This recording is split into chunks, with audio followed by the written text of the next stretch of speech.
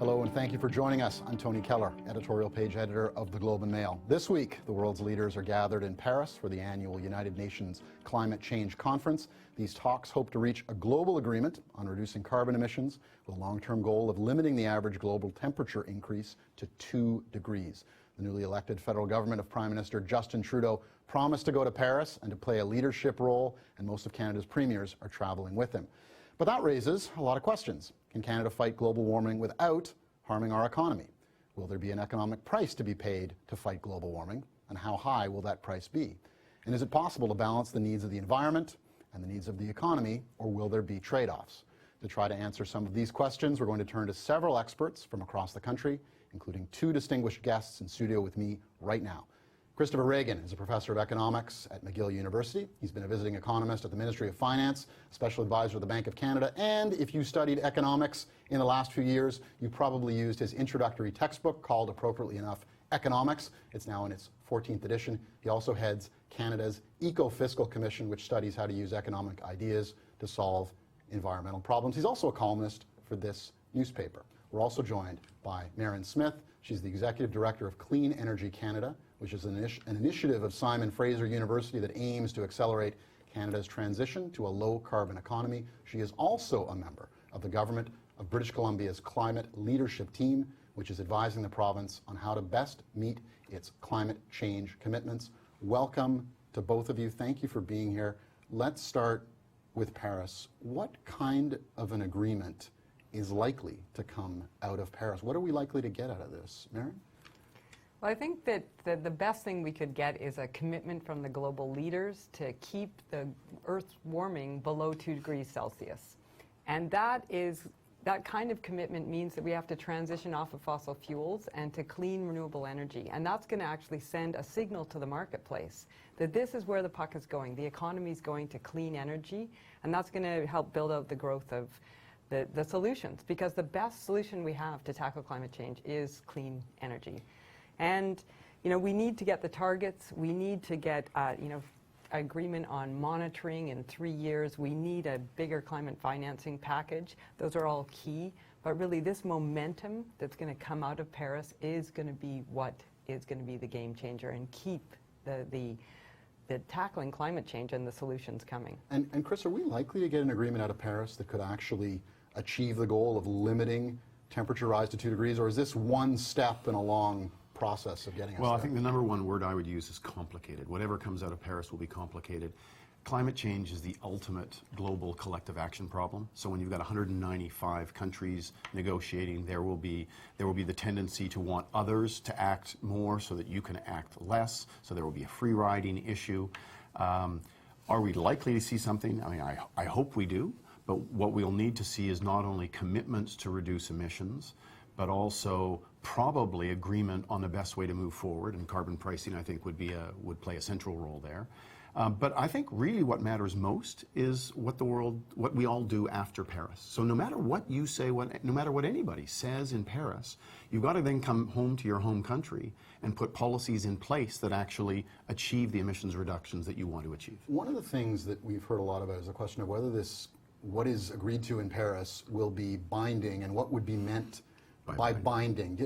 Merran, do you want to help me understand what this means, what we're likely to get, what we're not likely to get?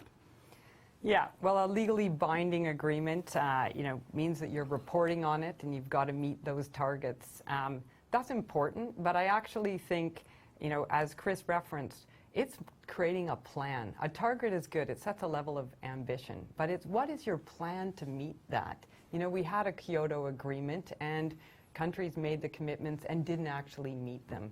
So to me, the most important thing is coming back home, creating the plan and putting in place the policies like carbon pricing tools. There's other kind of policies that we can use, like Obama's Clean Power Plan to drive out the coal out of their electricity system.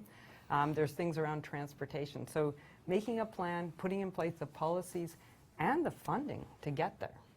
Chris, binding, what does it mean? What are we likely to get out of Paris? Well, I'm always a little skeptical about what binding means in an international setting.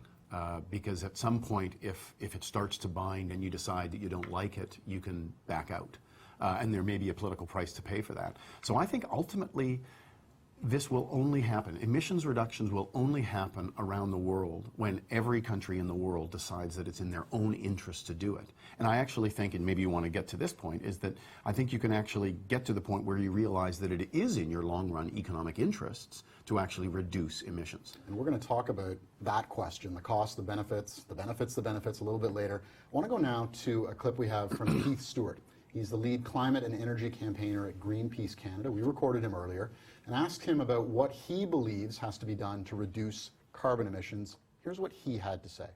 Putting a price on carbon is a key part of any solution. It's not the only thing. We also need regulations on buildings, on fuel efficiency for vehicles. We need to invest in infrastructure like public transit and renewable energy. But putting a price on carbon sends a signal to everyone that there's harms associated with this activity, and we actually, rather than paying for those on our healthcare bill or in cleaning up after storms, we should pay for it in the fuels themselves. This levels the playing field between clean energy and dirty energy and sends a signal to business that that is the direction they need to be heading in. So that was Keith Stewart of Greenpeace Canada. I want to ask both of you. His point he makes is we have to put a price on carbon. I'm going to assume both of you strongly agree with that position. Okay. Yes. Help me understand just a little bit more. Chris, I'll turn to you on this. What are the benefits that come out of putting a price on carbon? Because there are people who say, oh, if you put a price on carbon, whether it's a carbon tax or something else, it's just a way for a government to raise more money. Right. It won't do anything. Right. Well, I think it really matters how our governments choose to raise their revenues. And right now, we raise our revenues mostly by taxing things that we all agree we'd like more of, like income and profits and employment. And putting a price on carbon is a way to both improve the environment, because it sends a very clear incentive for anybody who is doing anything, frankly, to do it in a way that emits fewer emissions. But it also drives innovation. So I think there's going to be long-run economic benefits that come from that, because you actually produce a financial incentive for firms especially to come up with lower cost ways and lower emitting ways to do things. And they will innovate their way out of this problem. So that's... And Merran, BC has been, I think it's fair to say, the leader on this. Can you just remind us what the BC policy is, the carbon tax in BC? Yeah, sure. So BC prices carbon across the economy $30 a ton. And that's a revenue neutral carbon tax. So you pay money on the carbon pollution, the thing you don't want, and they reduce taxes on income and corporate. So we have the lowest corporate tax rate and the lowest income tax rate in Canada. And so it actually is a good model, because you're taxing what you don't want, creating that incentive, lowering taxes on the things you do want, and it works. So BC's carbon pollution dropped at twice the rate of every other province in Canada, and our economy stayed very strong. Our population went up, and our economy was amongst the strongest in Canada. So I would say we've got a great example of it working. And what was interesting is in 2012, the government froze BC's carbon tax, and you saw the carbon emission decline level off. And now it has actually started to climb a little bit. We need that signal to keep going. So you need to keep ratcheting it up. That continues to create more incentives to get the next piece of the system fixed, whether it's your home heating or whether it's your transportation. When it hits a certain point, you're suddenly go, I'm not willing to pay this price anymore because I could get rid of it. And then that would be a net benefit to me. And the panel that you're part of in British Columbia recommended on Friday that the government start raising the carbon tax. Were you at the same time recommending that it lower some other taxes as it raised the carbon tax? Yeah, now so that panel, we had business interests, mayors, First Nations, environmental and climate experts, and we wrestled 4 months. How can we keep the economy strong, protect the energy-intensive industries, and meet our climate targets? And really, the key piece is the carbon tax. You can't really achieve that level of emissions reductions without the carbon tax, unless you put a huge host of regulations on, and business doesn't like regulations. And so what we recommended is reducing the provincial sales tax. People hate the provincial sales tax. Business hates the provincial sales tax. Tax the pollution, reduce the provincial sales tax. Chris, is pricing carbon the main vehicle that's going to be discussed in Paris, or is it one of many vehicles to be used in I Paris to try to bring... suspect it will be one of many, but I would hope that the focus ends up being on carbon pricing. An important point to make, I think, and it goes nicely with what Merran just said, is that we shouldn't think of carbon pricing as the only thing we need to do, because there are other types of actions, there are other types of, developing a clean energy sector, having some types of regulations can be very useful. But all of that stuff works better and makes more sense in a world where there is a very clear carbon price, where there's that very clear financial incentive that tells people to use less because there's a cost from actually emitting more. And so I actually think it is the crucial missing piece. And if we could get agreement around 195 countries in Paris that carbon pricing should be a focal point for policy, I think that would be a big win.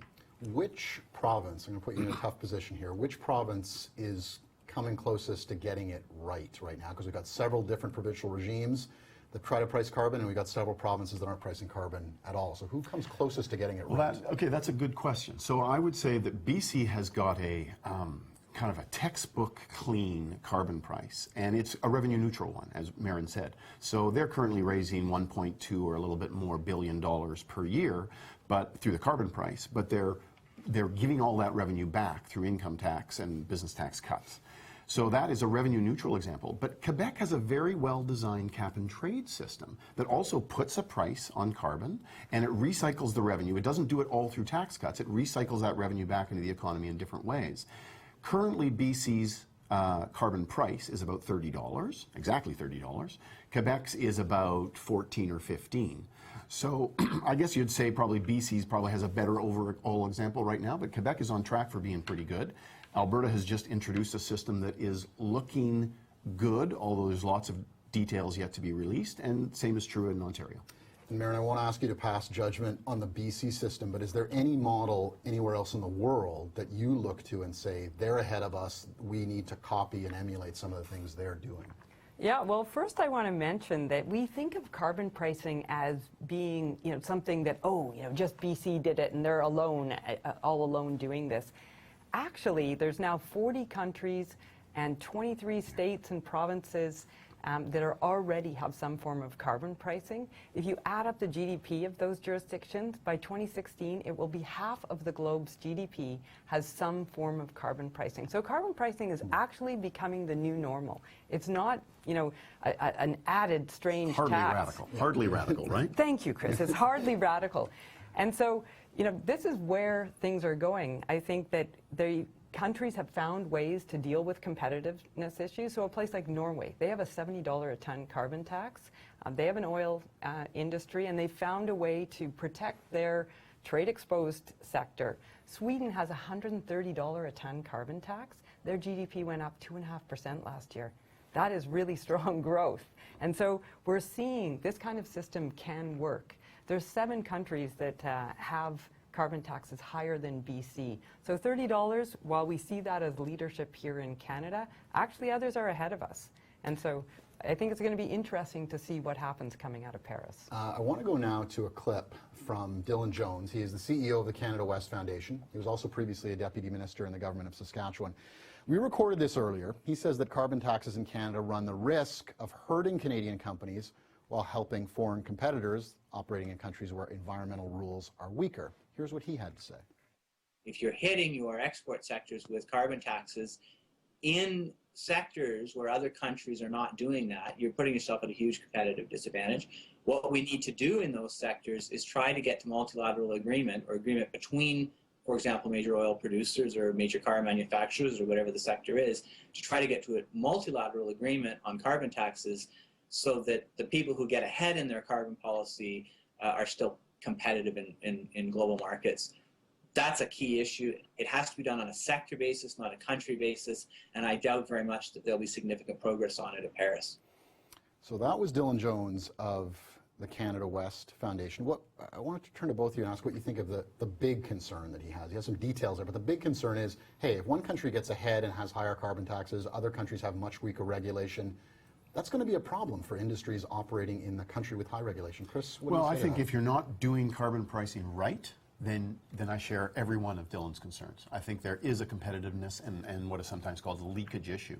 So if you're going to put a carbon price in Alberta or in some other jurisdiction in Canada, and your businesses are competing in foreign jurisdictions, and those jurisdictions don't have a carbon price, an equivalent carbon price, then you're tilting that playing field in an unhelpful way. But doing carbon pricing right can absolutely involve dealing with that competitiveness issue. And what we saw from the announcement in Alberta is that they are intending to deal with that. And in fact, in BC, if you're going to talk about giving back some of the revenue, recycling the revenue by reducing corporate income taxes, well, that's clearly going to offset some of that impact. So this is a really important issue. The Ecofiscal Commission issued a report a couple of weeks ago on precisely this issue. It's too important an issue to be swept under the carpet. But by looking at which sectors are genuinely exposed to these risks and designing your policy in a heads-up way, you can absolutely deal with it. Merran? Yeah, I completely agree. This is what we wrestled with in BC because we're ahead. We're already at $30 a ton. You can create a mechanism to protect your trade-exposed industries, and you need a monitoring program so that you keep evaluating, are we still ahead, or in fact has everybody caught up? So it's really about design, and this is not an obstacle that you can't overcome. You can solve it. And just remember, when Alberta announced their carbon tax last week, there was 4 oil companies on the stage with the Premier supporting this. Many of those companies already shadow price carbon, at higher levels than what was just announced in Alberta. They know carbon pricing is coming. So bringing it on, having more jurisdictions actually do it, and putting those carbon prices in place, is not going to impede those trade-exposed industries. It can be solved. But if I'm the owner of some company, I'm in an industry that uses a lot of energy or is a heavy polluter, and I have the choice of operating in a jurisdiction with a high carbon tax or a jurisdiction that has essentially no regulations at all, why wouldn't I just move my big, heavy, smelly factory to the jurisdiction with no regulations? First is that there's a whole bunch of things that enter into a decision about where you're going to locate your facility. So a carbon price is going to be one of those things, but so is a corporate income tax, so is the quality of schools that will allow you to recruit high quality labor, so is labor market and pension regulation, so is wages and access to supply chains, and the list goes on. So there's a whole pile of things that matter.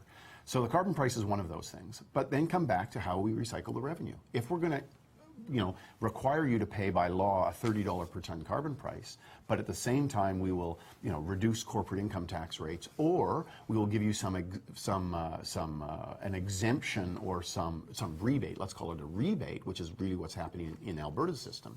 Then, in fact, we could actually completely eliminate whatever pressures there are to leave.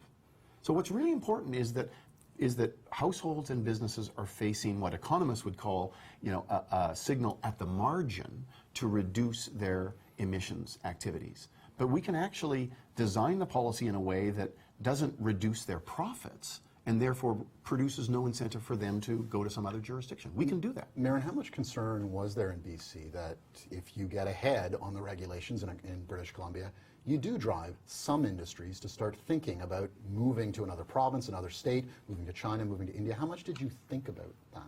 That was what we spent the most time out of the 5 months that we had the climate team together. We spent the most amount of time on this one issue. And really what we found is it is all about design. And you want to create that market signal so they're driving their emissions down. So they are actually investing the money in the technology to reduce their carbon footprint.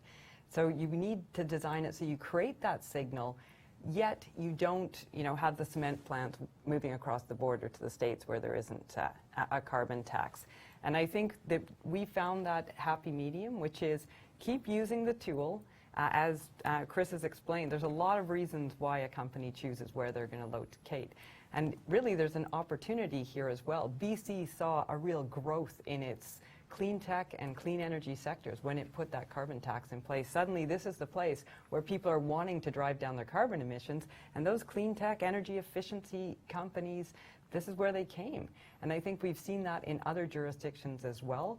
And that's really, I think, where the conversation needs to go. What is the opportunity as we transition off of fossil fuels? Because it's inevitable. We are going to transition off of fossil fuels.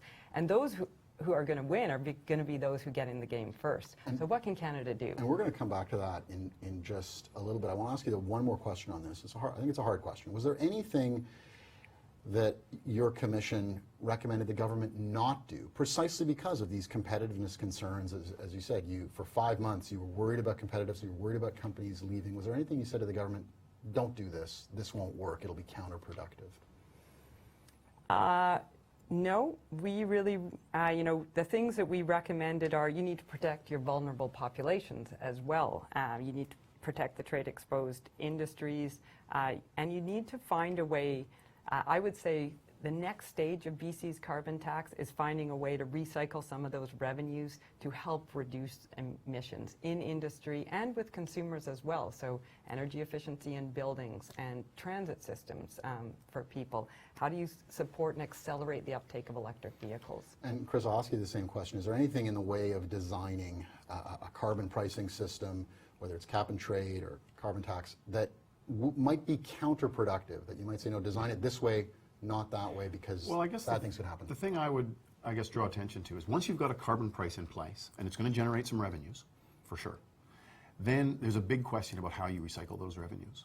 So a future report from the Ecofiscal Commission out in a few months, so stay tuned, we'll be exploring 6 different ways to recycle revenue. So reducing personal income taxes, corporate income taxes, providing infrastructure, supporting clean tech, other examples.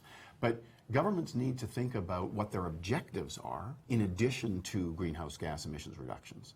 So, and there are different effects on the economy from recycling the revenue by reducing corporate income taxes or giving lump sum checks in the mail. Those have quite different effects on the economy. So you want to actually do that analysis, and hopefully the governments are doing that analysis behind the scenes. So we've been receiving a lot of comments on this topic. Many Canadians are quite concerned about the effects on their personal finances. Here's a question we have, a tweet about gas prices. Reb from Toronto writes, what consequences will this have for Canadians at the pump? The this in that question would be, if you price carbon, what will be the consequences for Canadians at the pump? Let's, Merran, I'll come to you first. Sure. Well, in BC, we did that. Our carbon tax started at $10 a ton, and it went up $5 a year for 5 years to get to 30. So every year, it caused a 2 cent, 1 point something cent increase in every liter of gas. Well, and you're at what, about 7 cents a liter right now? That's right. And so, the public did not notice that. Look at the price of oil and the fluctuations in the price of oil. So the price at the pump changed not because of the carbon tax.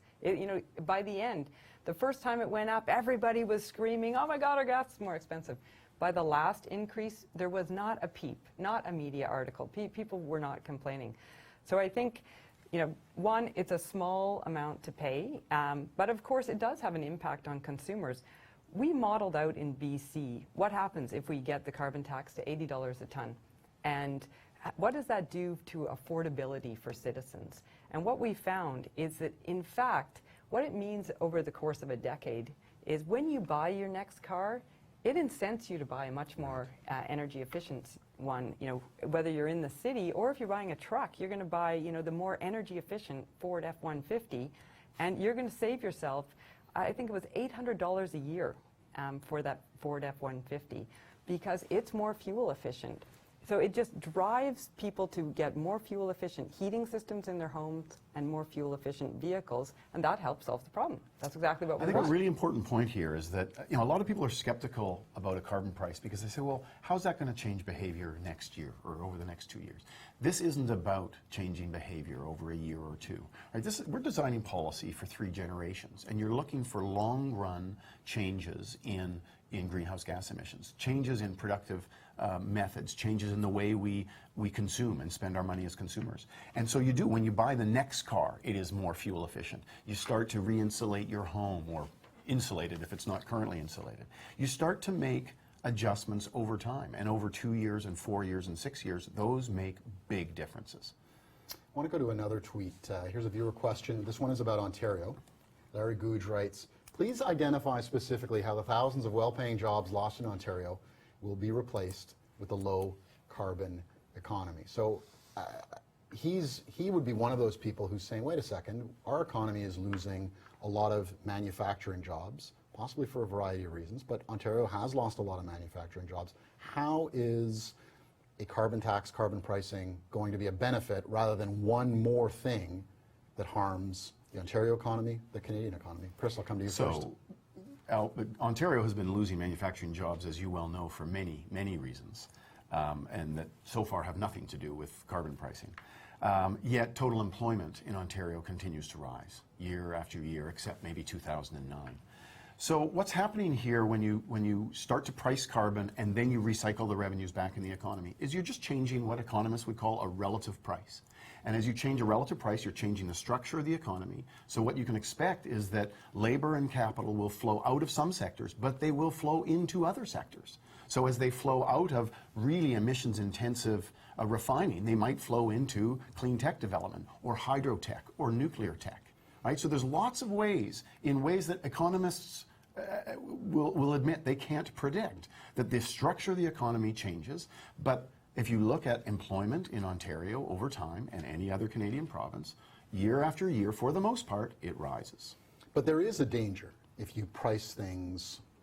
You can price companies out of the market. You can price them out of business, can't you? Absolutely, and so that's exactly why you worry about the competitiveness issue. So you've got to, when you're designing these policies, you've got to think carefully. And I think there's a responsibility for the government that's doing these policies to think very carefully, to look very carefully at the data, to figure out which sectors and which firms within sectors are genuinely going to be exposed to these competitiveness risks that Dylan Jones was talking about, and then design the policy in ways that fixes that problem. Because the one thing you do not want to happen is that we put a carbon price on, and then some firm or set of firms decide to pick up and move across some border and set up shop in a competing jurisdiction. Because then we pay the economic cost of their departure, and globally, from an emissions point of view, it's just a waste of time because our emissions fall and theirs rise. So you want to avoid that problem at all costs. But you can do that because you design the policy in a way that alleviates that competitiveness issue. Merran, were there industries in BC that you were particularly worried about? You mentioned cement. I've heard that mentioned before in BC. Was that one of them? Yeah, so cement is very energy intensive. And it could move across the border because a place like Vancouver is so close. One of the ways the government has gone to go fix this in the last couple of years, this year they gave them $25 million for technologies to reduce their emissions.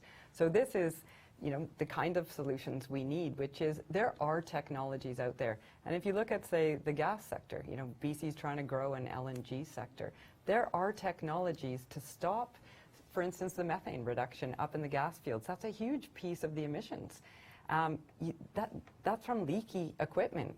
There is new technology that's not leaky. You just need to incent the companies to put it in. It's actually cost recovery after a number of years.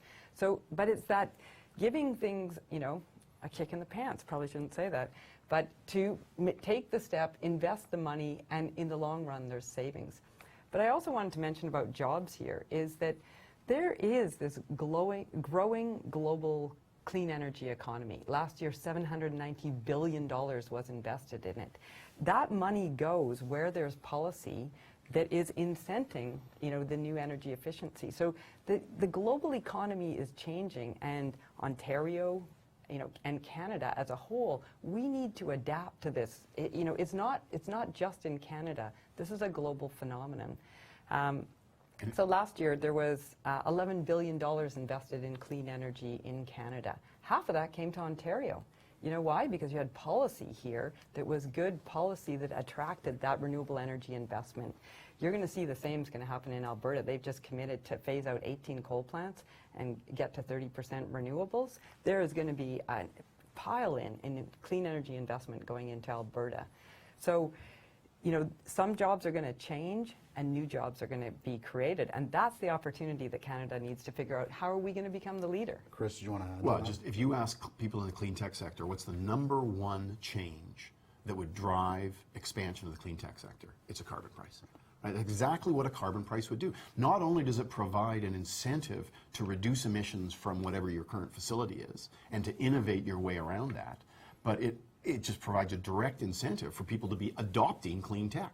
So if you want to shift resources to clean tech, but you're worried, as you probably are, about governments picking winners, and I am, you put a carbon price in place and you let the market drive resources to the clean sector, and they'll figure it out. Okay, so that brings us to the next clip that I want to show, because there are those who think fighting climate change will not necessarily be an economic cost, that it might actually have some pretty big economic benefits. So some believe it could drive innovation, it could create new industries. And so there's some who would even say that instead of being a story of costs and benefits, this could be a case of benefits and benefits. Here is Keith Stewart again from Greenpeace Canada. Building the solutions to climate change is going to be one of the main economic drivers across the world over the next 30 years.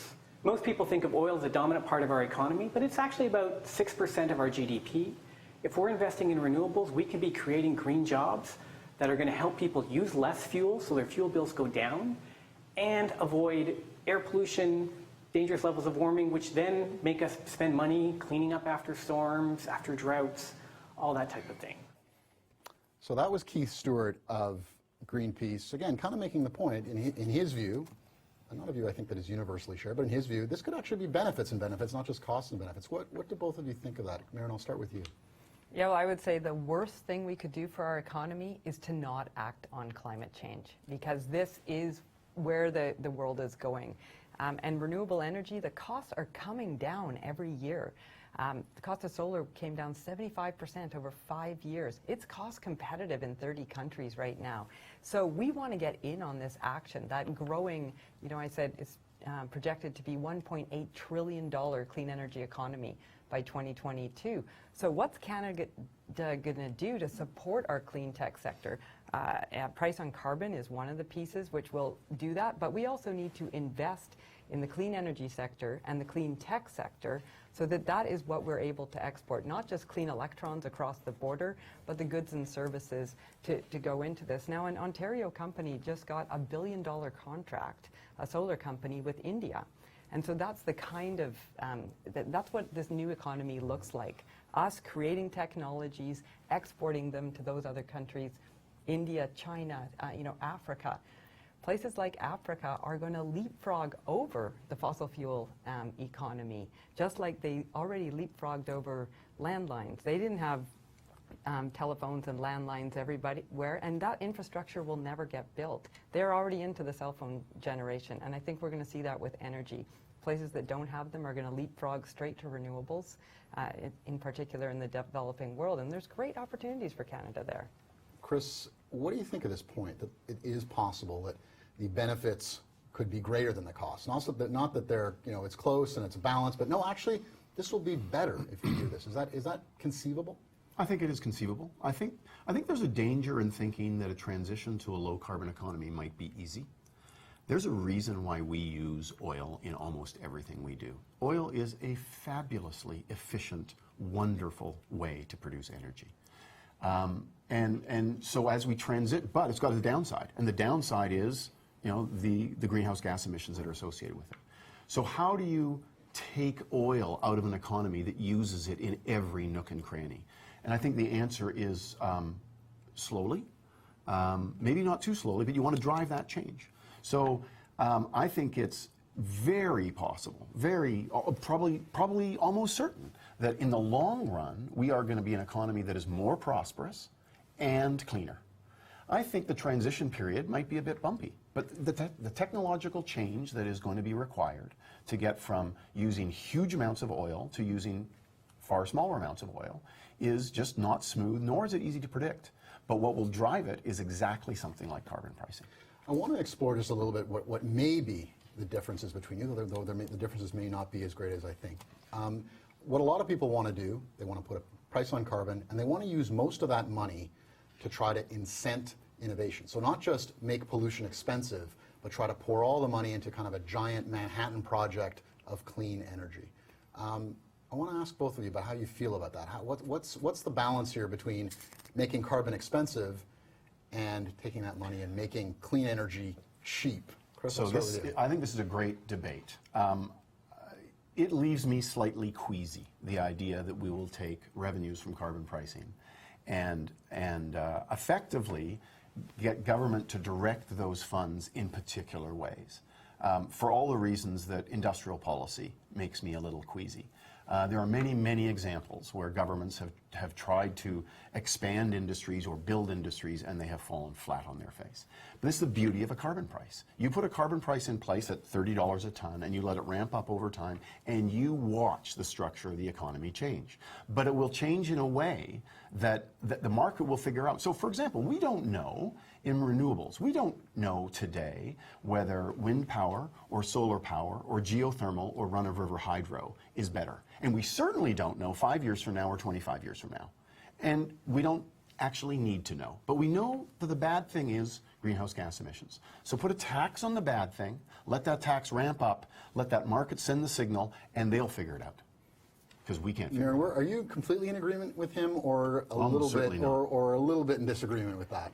Well, he's an economist, so he just gave you the economist perspective. I would say I have lived a carbon tax, lived with a carbon tax in British Columbia. So from a practical perspective, it was very useful for it to be revenue neutral so that the government could say, no, we're not increasing your taxes. We're taxing the bad. We've shifted it. We've reduced your taxes over here.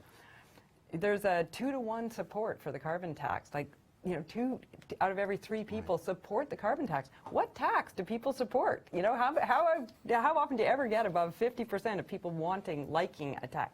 Not wanting, liking a tax. A poll that came out this weekend that you did here at the Globe, which said the majority of Canadians are willing to pay more to fight climate change. So I think from a public perception, it's useful to have it revenue neutral. But that said, now you talk to British Columbians, they want that money to go reduce the problem. They want it to go reduce carbon pollution. They're like, I'm paying the money. Why isn't it actually going into programs to solve the problem? So I think there's acceptance of it now. Now we should use that money. I agree that we aren't able to pick winners and losers. But right now, you don't have to plan out for the next decade or more what you're going to put that money into. You can be putting it into energy efficiency. Like energy efficiency, our buildings are one of the huge sources of carbon pollution. I mean, there's buildings, there's transportation. We know how to solve these problems. This is not technology that we're waiting for. And so let's use some of that money to solve the problem. Chris, what would your take be on what the balance ought to be between government giving you back the tax revenue that's raised by carbon tax and versus taking some of that revenue and investing it? Well, so my earlier rant was about governments not picking winners, but that doesn't mean governments shouldn't. That doesn't mean governments need to recycle all the revenues through tax cuts. So I was just thinking, as Merran was speaking, about public transit, right? I mean, most of us live in cities that are growing, that need better public transit. If you were going to build more public transit, why wouldn't you actually do it in a green sort of way? And then the question is, how do you finance the public transit? If we all agree that we need public transit, do you want to finance it the usual way, which is taxing income, or do you want to finance it by taxing the thing we all agree is bad, which is greenhouse gas emissions? So using the carbon price revenues to go into green infrastructure or green public transit is perfectly fine. But I'll say this, as chair of the Ecofiscal Commission, we actually don't take a particular stand on a particular method of revenue recycling. And the reason is that it's actually very difficult to come up with the single best way to do it. It depends on what the government's objectives are.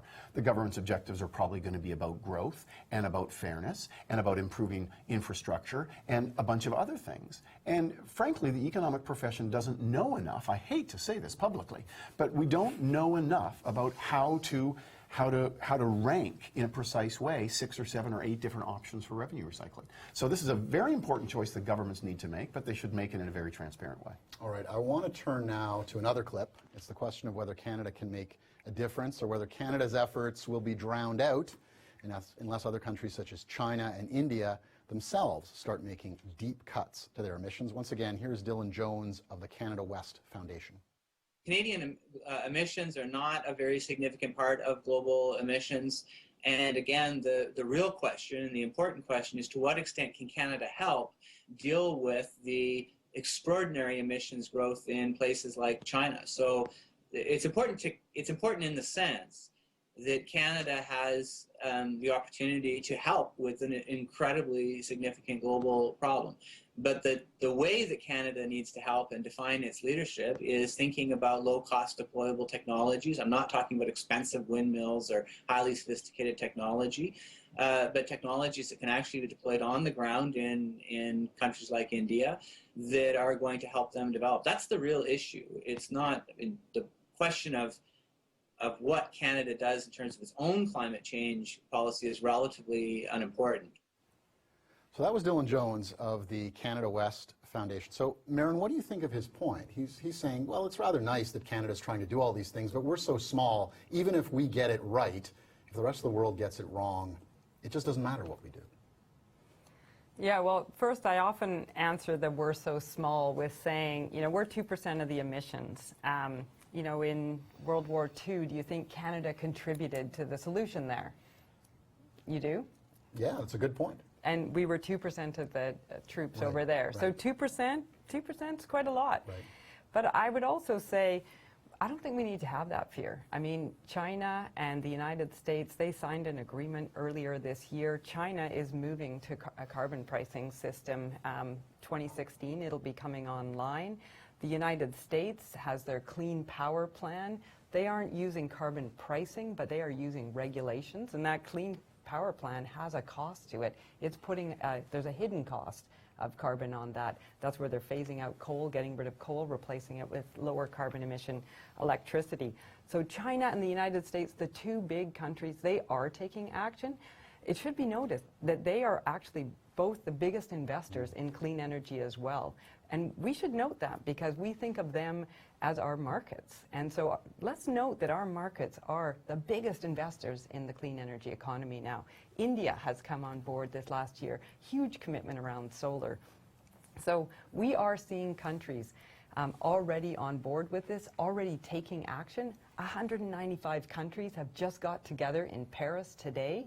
I mean, this is unprecedented global leadership around commitments to moving this low-carbon, clean energy agenda forward to tackle climate change. So I don't think that Canada has a fear that we're going to be acting alone. I think that those days are over. Chris, how do you feel about that? Because a lot of people will look at China and say, well, yes, they have an objective of controlling their carbon emissions, but they're going to let them ramp up for a few decades before they plateau and bring them down. How do you feel about all that? So a couple of things. A lot of people use the "we are only 2% to say let's not do anything. And I think that is to ignore the problem and frankly to free ride on the actions of others. And I don't think Canadians want that. I think if we recognize we are small and we're only 2% of the problem, let's figure out the best way to be 2% of the solution. And that's why I think this policy is so interesting, because it involves two things. It involves Canada constructively engaging with the world, as you see right now in Paris, to try to develop and create a world agreement, but at the same time doing what we can, as exactly as Dylan said, to actually come up with the least cost way to actually reduce emissions internally. Merran, if I could take Canada out of the equation, is Dylan right that unless some very big emitters, such as China, take major steps, the planet is in serious trouble? Yeah. He's right. I mean, right now we're on a trajectory, if we just continued with business as usual, to 8 degrees of warming. That is going to fundamentally change planetary systems, growing food, water. These types of things that we depend on to survive are going to, we aren't going to have the support systems from the environment. So we are putting that on our kids and our grandkids and future generations. Even the commitments that we have right now are going to take us to 4.7 degrees of warming, and the planet, that's going to be fundamental changes, and it's going to not only impact our economy, it's going to impact our ability, as we were talking about, to survive. And so we need to take action. There is no question about it, and we need those big emitters to take action. Chris wants to jump in here. But this is one of the fascinating things about the nature of this international negotiation, is to put it simply, oversimply probably, is to look at the difference between the developing countries, the Chinas and Indias and Malaysias and Brazils, and the developed countries, because the developing countries can look to us quite appropriately and say, well, you're the guys who actually did all these emissions over the past 150 years. The reason why the atmospheric concentration is now high is because of your behavior. And we can say, well, that's right, but in fact, most emissions growth that's going to happen over the next 50 years is coming from the developing countries. And so there is this huge tension between the developing countries and the developed countries about who should act. So this is a global collective action problem, and that's why it's difficult. I'm going to ask you both a final question on exactly that issue. Will we get out of Paris an agreement that limits climate change as much as we want? So we only have a 2-degree temperature. Will we increase? How far down the road will we get? Chris, I'll start with you. What comes out of Paris? Do you mean to put the word binding in that sentence? I don't know. I just wonder what kind of agreement comes out of it and how far down the road does it get us? Merran's just raised the issue of how much temperature could increase. How far down the road does this get us to the objective of limiting temperature increase to only 2 degrees?